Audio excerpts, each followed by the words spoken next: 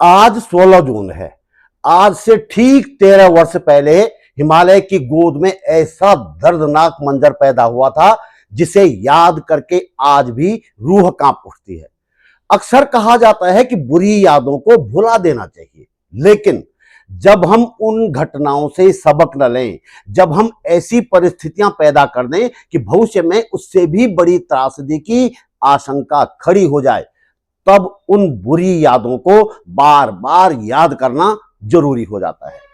हम बात कर रहे हैं 2013 की केदारनाथ आपदा की, जिसे दुनिया ने हिमालयी सुनामी के नाम से जाना। यह केवल एक प्राकृतिक आपदा नहीं थी, बल्कि हजारों परिवारों के सपनों, उम्मीदों और अपनों को निगल लेने वाली त्रासदी थी। आज हम शिक्षक मित्र गजेंद्र रौतेला के साथ उन भयावह स्मृतियों की यात्रा पर चलेंगे। गजेंद्र रौतेला उन लोगों में शामिल हैं जिन्होंने इस तबाही को बेहद करीब से देखा। आपदा के बाद गौरीकुंड सहित कई प्रभावित इलाकों तक पहुंचने वाले वे शुरुआती लोगों में शामिल थे। वीडियो अंत तक देखिए, यदि संभव हो तो केवल देखिए मत। इस त्रासदी और उससे मिलने वाले सबक पर मनन भी कीजिए।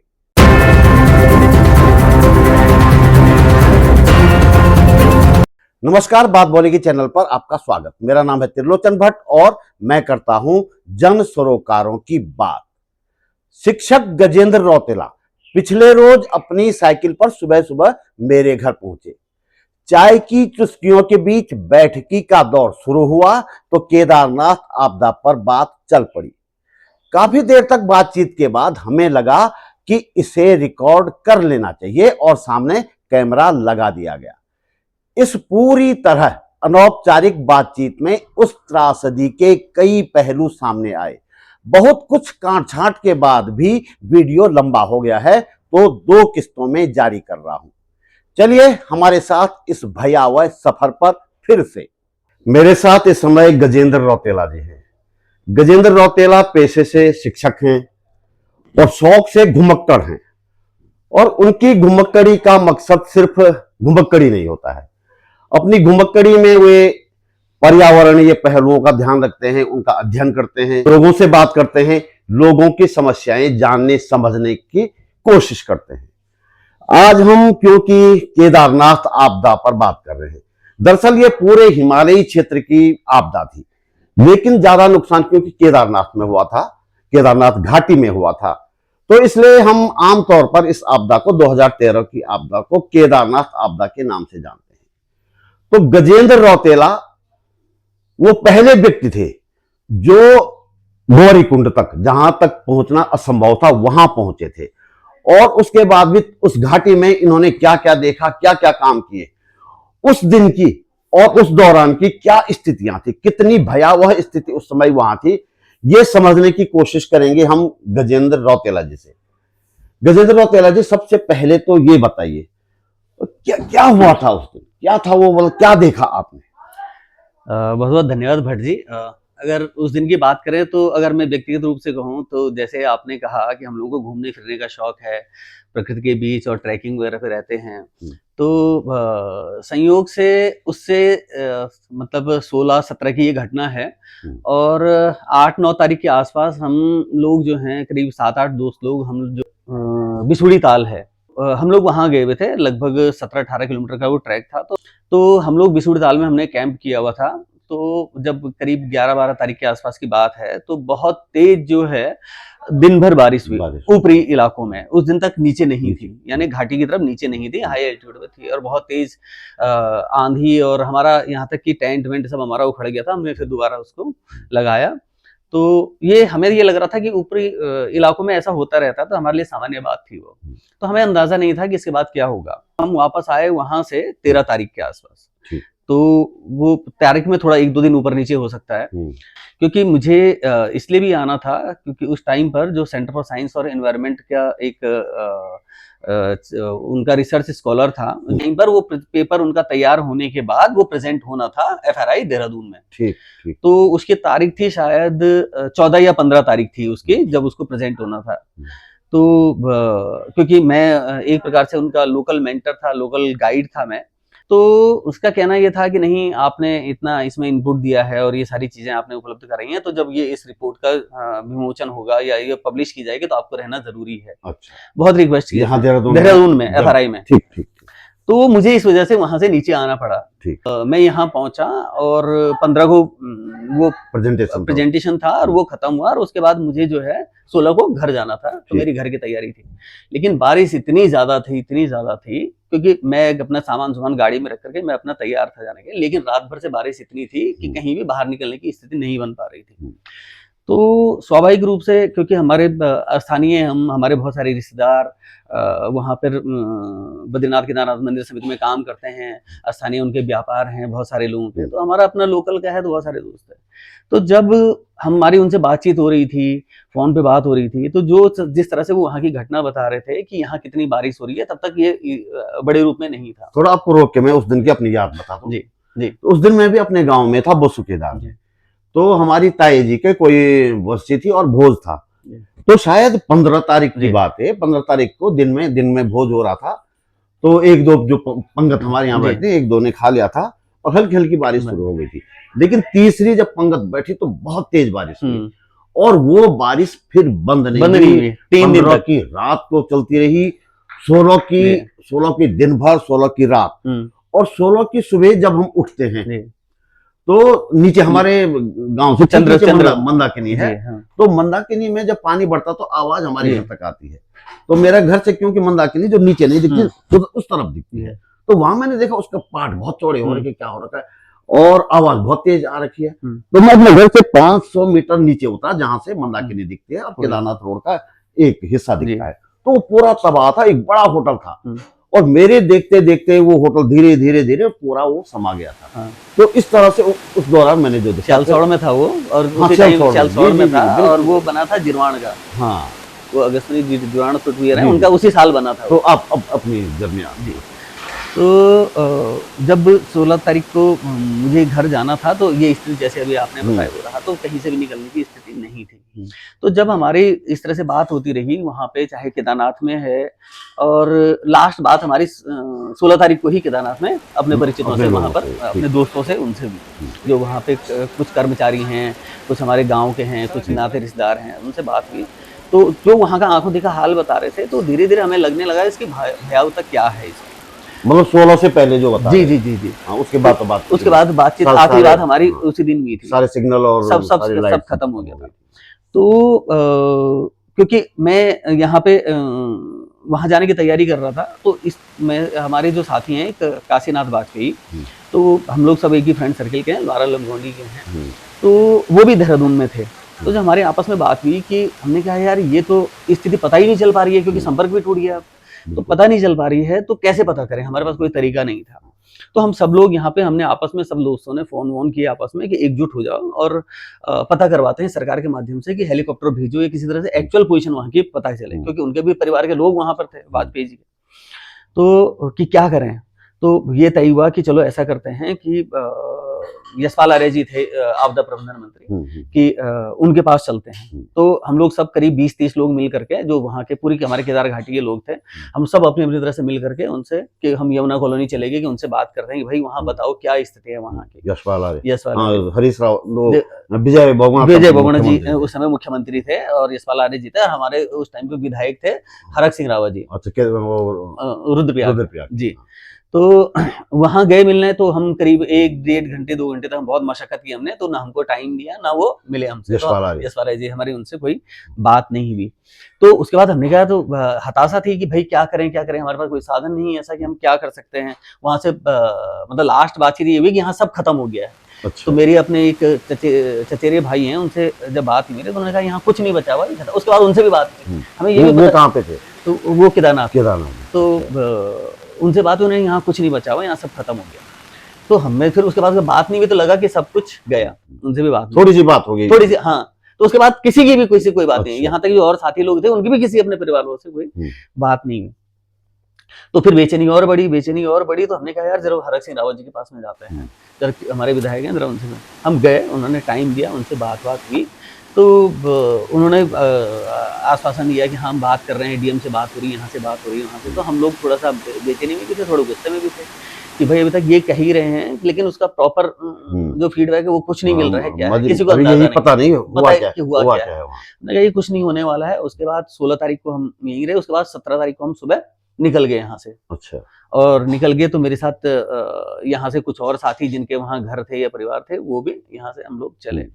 तो चलते हम तो सुबह निकल गए थे, अंधेरे में यहाँ से निकल गए थे, लेकिन अगस्तुनी पहुंचे हम शाम को अंधेरे में, शाम के अंधेरे में, सारे सब क्योंकि जगह तो तिलवाड़ा तक ही हम लास्ट गाड़ी, हमारी जो गाड़ी है वहां तक ले जा पाए, जबकि जो और तिलवाड़ा तक भी पहुंचना काफी हाँ, कठिन था, बहुत कठिन था, क्योंकि श्रीनगर में बहुत ज्यादा था। था। किसी तरह से आप ये लगा लीजिए कि लगभग हमने अगस्तनी पहुंचने में शायद 12 या 13 घंटे लग गए हमारे, किसी भी तरह से पहुंचने। लास्ट गाड़ी तब भी हमने तिलवाड़ा में खड़ी, उसके बाद हम पैदल चले, तब रात को घर पहुंचे। जब वहां देखी स्थिति तो बहुत ही भयावह थी। और मेरे घर में जो है आस पड़ोस के जो घर थे, जिनके घर बह गए थे, जो वो नदी के किनारे थे, तो मतलब आज तो नदी के किनारे हैं, तब खेत थे, तो वो सब घर, वो हमारे घर में थे, जितने भी आसपास के थे। उस टाइम पे सड़क निर्माण का कार्य चल रहा था, उसकी जो बिहार के जो लेबर थी या नेपाल के मूल के जो लेबर थे, उनके जो वहाँ पे शेल्टर थे, जो टेंट वेंट उनके छप्पर थे, वो अब उनको छोड़ करके या बह गए थे, वो तो वो घर में थे। तो इस तरह से बहुत बड़ी संख्या में मेरे घर में लोग, बहुत बड़ी संख्या में मौजूद थे वहाँ पर, क्योंकि वो एक प्रकार का एक शेल्टर बन गया था।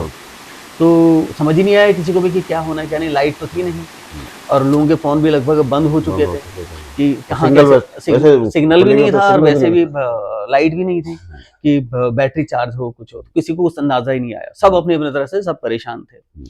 तो 2-3-4 दिन तक तो यही सब चलता रहा कि क्या है, सब लोग इधर उधर से फोन कर रहे थे। इन्वर्टर वगैरह भी सब जो है पूरी तरह से बंद हो गए थे। जब इन्वर्टर भी बंद हो गया, सब लोगों को अपने सूचनाएं देनी थी, अपने नाते रिश्तेदारों को या किसी के हालचाल जानने थे। तो यात्री भी कुछ थे आपके यहाँ? बहुत थे, जो पैदल आ रहे थे या रास्ते में जो रुके हुए थे, वो भी थे।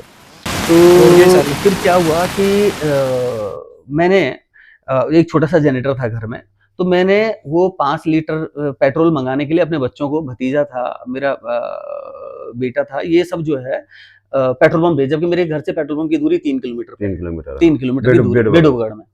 तो मैंने उनको सुबह भेजा बिना नाश्ते के, ये अंदाजा ही नहीं आया कि वो कब पहुंचेंगे। तो वो सुबह जब गए तो शाम को वापस आए। अब लगा लीजिए 3 किलोमीटर की दूरी तय करने में 5 लीटर पेट्रोल। विजयनगर तो पूरा बहा हुआ, पूरा बहा हुआ, ऊपर शुरू करना, भीड़ इतनी थी कि मतलब रास्ता तो था नहीं, किसी तरह से ऊपर चढ़ना। तो शाम को भूखे प्यासे वो घर आए। हुआ साहब, तब स्थिति पता चली, वो वहां से कुछ फोटो वोटो भी लेकर आए, भांजा था मेरा आदित्य, और वो सब वो फोटो वोटो लेके भी आए, क्योंकि वो मैंने उसको कहा था, मैंने कहा तो कैमरा लेके भी जा ही रहे तो कैमरा लेके भी जाओ। तो अपना कैमरा उन्होंने देख करके वो गए। मैं घर में सब मैनेज कर रहा था, समझ ही नहीं आ रहा था क्या करना, कि इतनी भीड़ भी थी सब। तो फिर वो जनरेटर स्टार्ट किया, जनरेटर स्टार्ट करने के बाद जो है उसमें एक एक्सटेंशन लगाया, लोगों के फोन वोन चार्ज वगैरह किए। तो जब करने को कुछ नहीं था, तो हम बैठ गए वहाँ पे सड़क में, अपने यहाँ पे जो हमारा केदारनाथ हाईवे है वहाँ पे बैठे, वहाँ पे 2-4 कुर्सियाँ डाली, एक टेबल लगाया, और टेबल लगाने के बाद वहाँ पे पानी का एक नल लगाया, टब रखा वहाँ पे। हमारे पास जितना भी ये चीनी वीनी थी, नींबू वगैरह था, नींबू पानी देना हमने शुरू किया। एक टाइम के बाद वो भी खत्म हो गया। तो लोग जो पैदल आ रहे थे, यात्रियों की मैं जहाँ तक बात करूँ, लोग जो पैदल आ रहे थे, वो सबसे ज्यादा परेशानी ये थे कि वो अपने घर सूचना नहीं दे पा रहे थे। सुरक्षित थे, लेकिन सुरक्षित हैं, वो सुरक्षित तो हैं यहाँ, लेकिन घर कैसे संपर्क करें, सबसे बड़ी चिंता ये थी कि उनके फोन जो है डेड थे, बैटरी कहीं चार्ज हो नहीं रही थी, लाइट कहीं थी नहीं, या किसी का रिचार्ज खत्म हो गया था। तो उस टाइम पे तो स्क्रैच कार्ड से होता था रिचार्ज, ऐसे ऑनलाइन होता भी नहीं था, स्क्रैच कार्ड मिलते थे वो, और खासकर BSNL के होते थे, उस टाइम पे नंबर डालना पड़ता था, उससे स्क्रैच कार्ड से वो होता था। दुकानें कोई खुली नहीं थी, तो कहाँ से लाते वो। तो ये एक बड़ी दिक्कत आ रही थी। तो अचानक से मेरे दिमाग में आया कि हम लोग तो चलो यहाँ पर हैं, हमें पता है कि हमारा कौन सुरक्षित है नहीं है, हम तो यहाँ पे हैं, एक दूसरे को देख रहे हैं, लेकिन जो लोग अपने घर से आए हुए हैं, तो वो जो है कैसे बता पाएंगे। तो मैंने क्या किया कि वहाँ पे टेबल चेयर वगैरह लगाई वहाँ पर, और एक मेरे पास उस टाइम पर BSNL का लैंडलाइन टाइप का सिम लगाने वाला एक फोन आता था, जिसपे बैटरी लगती थी, सेल लगता था। तो BSNL कनेक्ट करके वो एक आता था। तो मोबाइल के बजाय मैंने उसमें लगाया, क्योंकि फोन चार्ज करने की कोई स्थिति थी नहीं, लेकिन उसमें सेल लगते थे। तो मैंने उसमें सेल लगा करके वो सिम उसमें डाल दिया। तो ऐसे उठाने वाला जो वो वाला फोन होता है, क्रेडल जिसको बोलते हैं, वो वाला फोन था। तो मैंने उसमें लगाया, और वहां पर लोगों को बोला कि जिसको अपने घर फोन करना है, नंबर याद है तो आप इससे अपने घर फोन करें, कि इतना बता दें कि हम सुरक्षित हैं। ठीक, 2 शब्द बता दें, 2 शब्द बताना, हम सुरक्षित हैं, यहाँ से पैदल चल रहे हैं। तो ये एक बड़ी राहत की बात थी। तो ये अनजाने में हो रहा सब, ये कोई प्लानिंग नहीं है, ये अनजाने में हो रहा है। तो ये करते करते करते लाइन लग गई बड़ी एक, फोन करने वालों की, जो पैदल आ रहे हैं तो वो फोन करने वालों की बड़ी लाइन लग गई। अब वो भी जो है मतलब काम नहीं किया उसने। फिर मैंने क्या किया कि मेरे पास एक 4x6 का व्हाइट बोर्ड था, एक स्टैंड था, तो मैंने बोला ज्यादा भीड़ हो गई, ज्यादा भीड़ हो गई, सबका असंभव हो गया कि लोग खुद बात करें। तो मैंने वहां पे मार्कर रखा और लोगों को कहा कि भाई आप अपना नंबर लिख दें इस पे और अपना नाम लिख दें इस पे, और हम जैसे जैसे टाइम होता है आप निकल जाएं यहाँ से, और हम आप जैसे जैसे होता है हम आपके घरों में फोन करते रहेंगे। तो फिर हमने वो तरीका अपनाया। उसमें भी बोर्ड भी थोड़ी देर में पूरा भर जाए, इतनी जल्दी फोन हो भी ना पाए, लोग फिर लाइन लग जाए कि हम अपना नंबर कैसे लिखेंगे। फिर हमने एक रजिस्टर रखा, ठीक, वो रजिस्टर रखा कि आप अब रजिस्टर में लिखो, क्योंकि हमें भी अंदाजा नहीं था कि कितनी भीड़ हो जाएगी। तो फिर वहीं पर रजिस्टर रखा, फिर रजिस्टर में लिखने लगे। वो रजिस्टर में हमारे पास पेज ज्यादा से जगह है, तो लोग लिखते रहे, तो लोग निकलते रहे, हम उनके घरों में फोन करते रहे कि ये आपका आदमी था, ये यहाँ से निकल चुका है, ये सुरक्षित है। तो इसमें हमें बहुत बड़ी संख्या में, तो ये कम से कम जो है करीब 2 हफ्ते तक ये सिलसिला चलता रहा। अच्छा, 2 हफ्ते तक सिलसिला चलता रहा कि लोगों के घरों में बताने का। तो ये सब चलता रहा, लोगों को बताते रहे, और इस बीच में उसी पे लोगों के फोन ये आने लग गए। ये तो एक तो जो यात्री वहां से सुरक्षित निकले उनकी सूचना उनके घर पहुंची, उल्टे उस पर फोन, उसी नंबर पे ये फोन आने लगे लोगों के जो ट्रैवल एजेंसियां थी कि हमारी गाड़ी निकालो। अच्छा, वो फोन वो नंबर सर्कुलेट हो गया कि लोगों को पता चला कि कहां से पता चला, इस नंबर से पता चला, कहां से पता चला, ये है, उन्होंने बताया सुरक्षित है। अब जो लोग सुरक्षित है, जो व्यक्ति हैं वो तो सुरक्षित है, घर पहुंच गए, तो उनके फिर जहां से जिस ट्रैवल एजेंसी वो आए थे, फिर अब वो संपर्क करने लगे उल्टा, हमारी गाड़ियां निकालो। तो ये 1-2 बार तो मैंने बड़े शालीनता से कहा, लेकिन उसके बाद मुझे भी गुस्सा आने लगा कि भाई यहाँ जिंदगी है लोगों की, तुम्हें गाड़ी की पड़ी हुई है। वो यहाँ तक बोलने लगे आप जितना पैसा बोलो हम वो देने को तैयार है। ये खासकर मुंबई और गुजरात से ये इस तरह के फोन आने लगे, जो वहाँ के ट्रैवल एजेंट थे। किसी ने बोला मेरी 4 गाड़ी, किसी ने बोला मेरी 2 गाड़ी, किसी ने बोला ये वो। तो हमने फिर उस तरह से उन लोगों को डांटना जब शुरू किया, तो उसके बाद फिर उनके हमने कहा भाई आपको भविष्य का पता नहीं है, अंदाजा नहीं है कि क्या हालत है, लोगों को बचाना जरूरी है, हमारी गाड़ियों को करना वो नहीं। उसके बाद ये लगभग 2 हफ्ता हो गया इस पूरे घटनाक्रम को, वो सब चलता रहा। फिर मेरे साथ में जो हमारे परिवार के सदस्य थे, बच्चे थे, जो हमारे घर में और भी काम करने वाले थे, तो फिर मैंने उनको बिठाया, मैंने कहा यार अब ऐसे तो नहीं चलेगा। फिर मैंने अपना बाहर निकलना शुरू किया। बाहर निकलना मैंने शुरू किया, तो इस दौरान मेरी जो है लोगों से बात करते करते मेरा गला भी बैठ गया था, क्योंकि इतने फोन आ रहे थे, इतने लोगों से बात करना, उनको सांत्वना देना, ये करना, तो घर में सूचना देना, मेरे गले में। लेकिन उस दौरान फिर अब जो है थोड़ी बहुत राहत सामग्री भी आने लगी, चाहे राशन है, क्योंकि लोगों के घरों में भी जो था, अब इससे ज्यादा की गुंजाइश किसी के पास थी नहीं। बाजार में भी कहीं बंद थे सारे। मेरी समझ से यहाँ आने से पहले आप ये बताएं, वो जब आप पैदल और गौरीकुंड पहुंचे जी, तो वो कितने दिन घटना के, ये आपदा के कितने दिन की बाद की बात होगी? हाँ, तो ये लगभग ये समझ लीजिए कि ये लगभग 25 तारीख के आसपास की बात होगी। अच्छा, इतने दिन हो गए। हाँ, लगभग 25 तारीख के आसपास की बात होगी। तो जब हम वहां से पैदल निकले कि हमने कहा ये तो ऐसा चलेगा नहीं, देख के तो आए हुआ क्या है, क्योंकि बहुत सारी अफवाहें भी चल रही थी, बहुत सारी। तो हमने कहा इसको देख करके आते हैं क्या है। तो पैदल निकले, गाड़ी का कोई साधन नहीं था, तो अकेले निकले। हाँ, तो हम लोग जैसे कितने लोग थे आप? नहीं, मैं वहां से अकेले ही निकला था, तो रास्ते में कुछ मिलते रहे, कुछ ऐसा होता रहा, लेकिन मैं निकला ही अकेले था। तो उसके बाद जो है मैं किसी तरह से गौरीकुंड पहुंचा, क्योंकि हम लोग पैदल चलने वाले लोग हैं, तो स्थानीय रास्ते पता है कहाँ से निकलना है, कहाँ से क्या है, इस तरह से। और हम लोग वहां पहुंच गए। तो मैं गौरीकुंड में पहुंचता हूँ, तो गौरीकुंड की शक्ल ही बदली हुई थी, मतलब उसको देख करके यकीन करना ही मुश्किल था कि ये गौरीकुंड जैसा है, जिस गौरीकुंड को हम बचपन से देखते रहे हैं। पार्किंग है वो गायब, जो पूरी घाटी, जो नैरो घाटी है, उसकी सड़क गायब, कहीं कुछ नहीं था।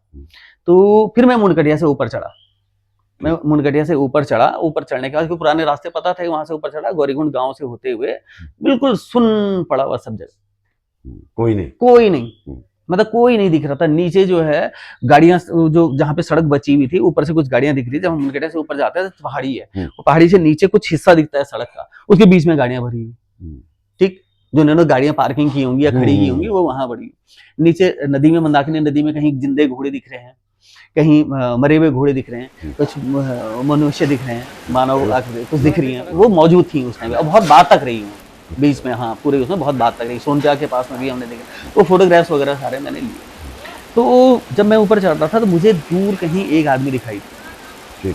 तो वो दिखाई दे, तो उसको मुझसे सहारा हुआ, जिंदा आदमी, तो मुझे उससे सहारा हुआ, उसको मुझसे हुआ। तो जब नजदीक गए हम, तो मैंने उससे बातचीत की। तो वो BSNL के कोई कर्मचारी थे, जिनको की जिम्मेदारी थी कि वो वहां पे BSNL का जो टावर था उसको चालू करें, वो किसी भी तरह से संपर्क हो, मतलब। लेकिन उनकी भी अकेले जाने की हिम्मत नहीं थी, ठीक। तो जब मैंने उनको देखा, उन्होंने मुझे देखा, तो ये दोनों का सहारा हुआ। तो उन्होंने मुझे कहा कि मेरे साथ आप ज़रा वहाँ बीएसएनएल के टावर तक, वहाँ तक चलिए। तो फिर मैं उनके साथ वहाँ गया। उन्होंने जो भी अपने देखा-दुखा कि ये चल सकता है नहीं, या क्या भी उसका क्या चीज़ें हो सकती हैं, उन्होंने जो भी रिपोर्ट देनी थी, वो रिपोर्ट देने के लिए उन्होंने किया।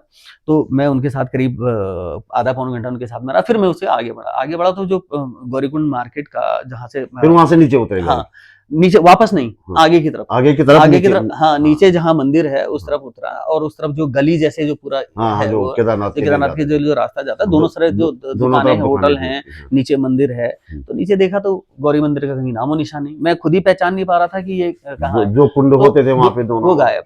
तो मेरे दिमाग में आया कि मैं जहाँ पर गौरी मंदिर होता था उसकी लोकेशन ढूंढूं, मैं कहाँ पर था, और तब जाके थोड़ा सा इमेजिन करूं कि क्या है।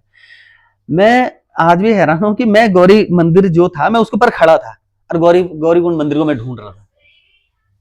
मुझे अंदाजा ही नहीं आया। बाद में मेरा ध्यान गया, जो गौरी मंदिर का ऊपर का जो एक मुखौटा होता है, वो कहीं रेत में कहीं दिखाई। अरे मैंने कहा मैं तो मंदिर के ऊपर खड़ा हूँ। तो तब मुझे लोकेशन की समझ आई, क्योंकि स्थानीय जो भूगोल था सारा बदल गया था, अंदाजा ही नहीं आ रहा था कि रास्ता किधर था, क्या था। तो फिर मैं कोशिश की मैंने देखने की कि यार क्या है घरों में, क्या है। कोई नहीं था, पूरा मक्खियां भिनभिना रही थी भयानक तरीके से, बहुत गंद थी और मक्खियां भिनभिना बहुत ज्यादा, मतलब लोग मरे हुए थे, बहुत मक्खियां भिनभिना रही थी। तो फिर मैं उन गलियों में गया, जो दुकानें थी वो थी, उनमें गया।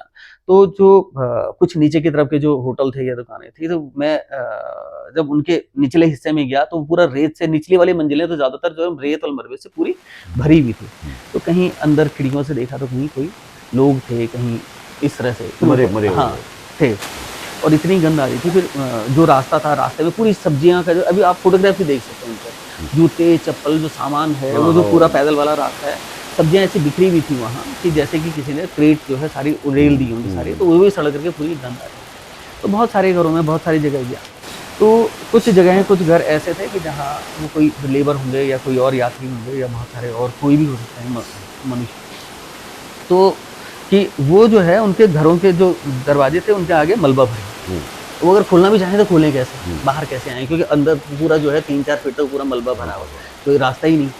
ऊपर खिड़कियों तक भी जो नीचे की मंजिल, तो क्या ऊपर की मंजिलों तक भी जो है वो पूरा दबा हुआ था। तो वो लोग अंदर ही इस तरह से, तो ये उस से उसकी फंसे और वहीं मर फंसे, विभीषिका आप समझ सकते हैं कि क्या थी। तो मेरे को भी खुद समझ नहीं आ रहा था कि क्योंकि हमारे करने लायक जैसा कुछ भी नहीं था। अगर कोई जिंदा होता, कुछ होता तो करने लायक कुछ था ही नहीं, अकेले में क्या करते।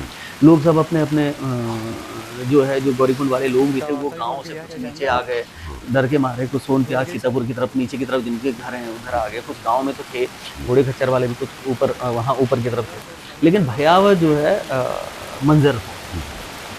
तो फिर मैं इधर सोनत्याग में, जहाँ पर ये सीतापुर में जहाँ पर इनका गोस्वामी जी का, जगतराज जी का वो था, तो हमारे पुराने परिचित थे, तो फिर मैं उनके यहाँ गया, वापस क्योंकि रहने की व्यवस्था मैंने वहीं की। फिर उनसे बात की मैंने, क्योंकि उनकी रिश्तेदारी जो है हमारे घर के नज़दीक में है, उनकी रिश्तेदारी, तो उनसे परिचय हुआ, तो वो जानते भी थे, उनके बेटे को भी अच्छे से जानते थे। तो फिर वहाँ पे रुका, क्योंकि उनके 2-4 स्टाफ थे जो वहाँ खाना बना रहे थे, तो फिर मैं भी उनके साथ में वहाँ 2-3 दिन, तो मैं 3 जुलाई तक फिर मैं वहाँ रहा। 3 जुलाई के आस-पास तक मैं, मतलब एक बार फिर मैं नीचे आया, फिर मैं 3 जुलाई के फिर बाद में वहाँ गया। तो उस टाइम पर वो बहुत सारे जो मीडिया संस्थान हैं, उन लोगों के फ़ोन आने लगे, क्या है, क्योंकि उसके फ़ोटोज़ वगैरह मैंने कुछ अपलोड किए थे, तो लोगों को पता चला कि मैं वहाँ जा चुका हूँ, इस तरह से। तो उनके फ़ोन आने लगे, फिर बीबीसी से राजेश जोशी जी का फ़ोन आया कि गजेंद्र भाई बताइए क्या है स्थिति वहाँ के। तो उनके लिए फिर मैंने बताया कि भई यहाँ 3 जुलाई को मैंने उन्हें एक रिपोर्ट की थी, एक 30 जून को की थी, 3 जुलाई को की थी उनके लिए। तो ये सब होता रहा। अब जब ये समझ नहीं आया कि यहाँ क्या है, तो फिर वापस, मतलब 15 दिन बाद तक भी पूरी तरह स्थिति साफ नहीं थी। कितना बड़ा नुकसान नहीं था। तो दोस्तों इस वीडियो में इतना ही। हमारा ये चैनल एक स्वतंत्र प्रयास है। आज जब सच सबसे बड़े संकट में है, तो हम सीमित संसाधनों और आर्थिक चुनौतियों के बावजूद आप तक सच पहुंचाने का प्रयास कर रहे हैं। लेकिन सच की यह लड़ाई अकेले नहीं लड़ी जा सकती। इसके लिए आपके सहयोग और आपके साथ की जरूरत है। अगर आपको लगता है कि सत्ता से सवाल पूछना और संवैधानिक मूल्यों की रक्षा के लिए कार्य करना जरूरी है, तो जितना आपसे हो सके आर्थिक सहयोग अवश्य करें। आप वीडियो के नीचे ज्वाइन बटन पर जाकर सहयोग कर सकते हैं। स्क्रीन पर दिखाई दे रहे QR कोड पर या डिस्क्रिप्शन में दी गई बैंक डिटेल्स पर भी जाकर आप आर्थिक मदद कर सकते हैं। आपका सहयोग सिर्फ आर्थिक मदद नहीं है, यह सच बोलने के साहस को मजबूती देने जैसा है। आप वीडियो को लाइक करके, कमेंट करके और शेयर करके भी इस आवाज को ज्यादा लोगों तक पहुंचा सकते हैं। आपका विश्वास और समर्थन हमें लगातार बेहतर काम करने की प्रेरणा देता है। अगर आप पहली बार मेरे चैनल पर आए हैं तो चैनल को सब्सक्राइब करना न भूलिएगा। जल्दी मिलेंगे एक और मुद्दे के साथ, नए सवालों के साथ एक और वीडियो में। नमस्कार।